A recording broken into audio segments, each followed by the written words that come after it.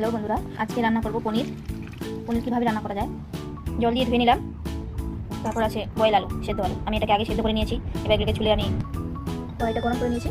তারপর তেল দিয়ে দেবো, সেটাকে মারিয়ে দেবো। চেষ্টাকে লো ফ্লেমে রাখবো। পরিমাণ মতো লবণ দিয়ে দেবো, অল্প পরিমাণ মতো হলুদ। তারপর একটু ফ্রাই করে দেবো আমরা, যতক্ষণ পর্যন্ত না এর গোল্ডেন কালার না চলে আসে। আমার গোল্ডেন কালার চলে এসেছে। আমি এবার এটাকে নামিয়ে নেবো। এখানে করে রাখবো। তারপর দিয়ে দেবো একটা তেজপাতা। আমি এখানে অল্প তেল দিয়েছি, যে যার মতো বেশি তেল খাবে তারা বেশি দেবে। আমরা বেশি তেল খাই না, অল্প দিয়েছি তাই জন্য। এবার এখানে আলুটা দিয়ে দেবো। এবার দেবো পরিমাণ মতো লবণ, যতটা লাগবে লবণ, হলুদ, লঙ্কার গুঁড়ো। যে যেরকম ঝাল খাবে সেভাবে সেই হিসাবে দেবে। আলুটাকে একটু তেল দিয়ে ফ্রাই করে নিতে হবে। দেখুন আমার ফ্রাই হয়ে গেছে। এবার আমি দিব গরম মশলাটা। গরম মশলা যদি এখন দিই তাহলে এর আমরা গুণটা পাবো, আর যদি আগে দিয়ে দিতাম তাহলে গুণটা চলে যেত। এখন আমি পরিমাণ মতো জল দিয়ে দেবো। জল দেওয়া হয়ে গেছে। এরপরে এবার পনিরগুলো দিয়ে দেবো।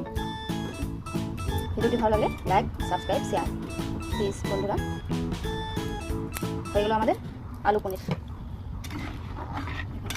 এটাতে একটু রেডি আমাদের আলু পনির। দারুণ টেস্টি।